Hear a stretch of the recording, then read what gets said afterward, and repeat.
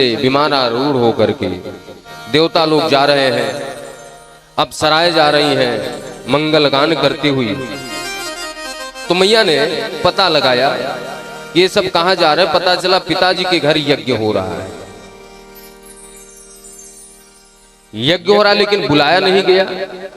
तो भोलेनाथ के पास आकर के मैया कहती हैं कि प्रभु मुझे पता चला है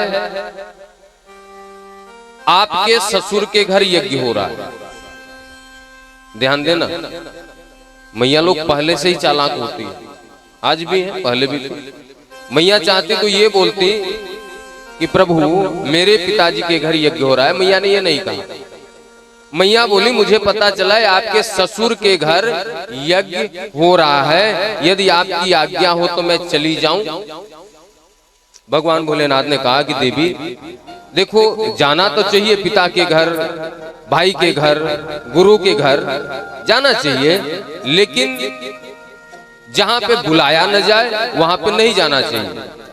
बोले पिताजी के घर, गुरु के घर, भाई के घर तो बिना बुलाए जा सकते हैं? बोले नहीं, बिना बुलाए तब जा सकते हैं जब किसी कारणवश, किसी व्यस्तता बस बुलाना भूल गया। लेकिन जहां पर जानबूझ करके न बुलाया गया हो वहां पे नहीं जाना चाहिए देवी, इसलिए मैं जाने के लिए नहीं कहूंगा। नवनीत समान संत हृदय नवनीत समान संत हृदय नवनीत समान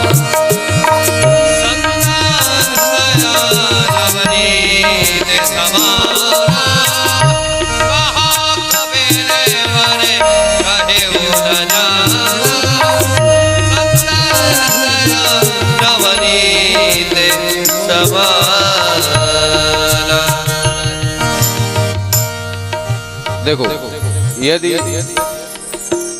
मैया लोग बात मान जाए तो काहे कष्ट उठाना पड़े।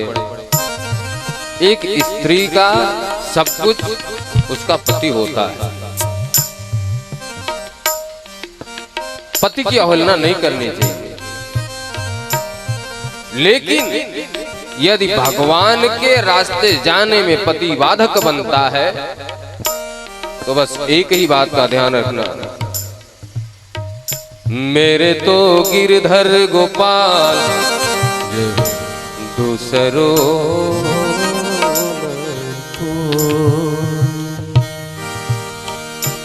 संत समागम हरि कथा। जहां संतों की संगत हो, जहां कथा हो, कथा इसलिए तो सुनते हो आप, बात समझ में आए। संत समागम हरि कथा, भोलेनाथ भी वही समझा रहे, क्योंकि सबसे बड़े संत हैं, भक्त हैं। संत समागम हरि कथा तुलसी दुर्लभ दो, सुत दारा और लक्ष्मी पापी हो के घरे। संत समागम और हरि कथा। भोलेनाथ कहते हैं कि आप प्रभु की कथा सुनती हो, आपको इतना समझाया जा रहा है, फिर भी आपके समझ में नहीं आ रहा है। देखो, संत की कथा, प्रभु का नाम संकीर्तन भजन सहजता से नहीं मिलता, सबके नसीब में नहीं होता। सुत दारा लक्ष्मी, बेटा बेटी, पत्नी, पैसा, धन दौलत सबके घर में होता है,